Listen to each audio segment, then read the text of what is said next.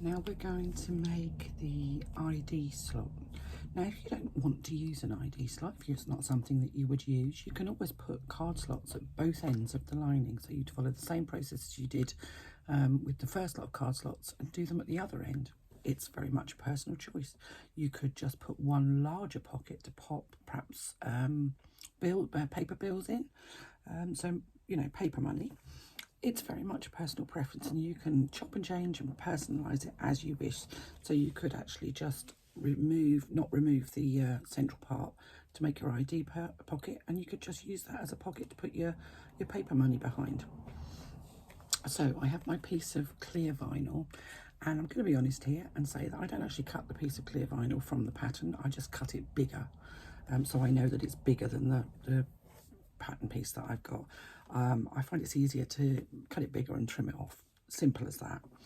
So I'm going to turn my ID pocket panel over, and I'm just going to give that a clean because it's got a bit gummed up. Just a little tiny bit of Fabri-Tac glue, just a few spots just around the outside.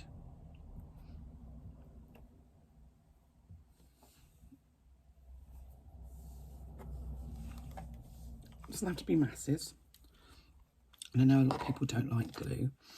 Now, hot tip, this stuff gets quite creased if you're not very careful how you store it. I always roll mine to store it the same as I roll everything else. If it does get creased, you obviously can't press it. What you can do is put your iron on your ironing board or your pressing mat so that the pressing mat gets warm. Then place your piece of creased up vinyl onto it. Just put a weight on top, put a book or a ruler, or even just use your hand just to smooth it out, and you will find that it will go nice and smooth. Let it cool down before you then go and use it, because it does make it a bit stretchy. So I have my little bit of glue around the outside, and what I'm going to do is I'm going to lay my piece of vinyl on top so that the top edge, and I've made sure that there's a nice straight edge on the top, matches up with the top edge. So it's right the way along the top of here. And that everything is now sort of glued down. I'm going to wait for it to dry. I would wait for it to dry, I'm not going to. And I'm going to do exactly the same thing as we did with the card slots. So we're going to top stitch along the top edge, starting 1/8 of an inch from one side and finishing 1/8 of an inch from the other side. And we're going to bury and tie off the stitching. And the top edge is the straight edge, so this will actually secure your clear vinyl to the back of your ID slot. The rest of it will be secured when we finish when we actually go into final construction.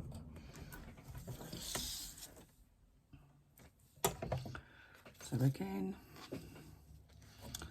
I've got glue on my fingers, which isn't helpful. Now, in the pattern, I suggest several places where you might like to use glue. If I'm honest, I don't use it much because I just find I get terribly messy. I feel quite confident that I can do this without using too much glue. I use glue in this part, but the other parts I generally don't. It depends how confident you are that you can cope with things moving or keep things all together when you're trying to stitch it together. You'll see when we get to that bit, you'll see what I mean.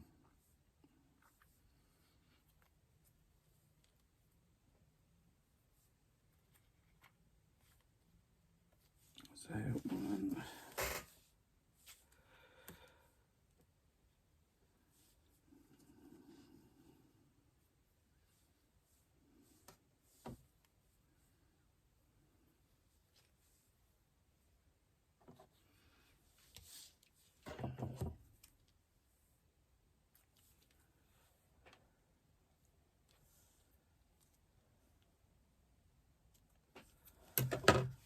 and then I'm just going to use my glue stick just to make sure that those thread ends stay put.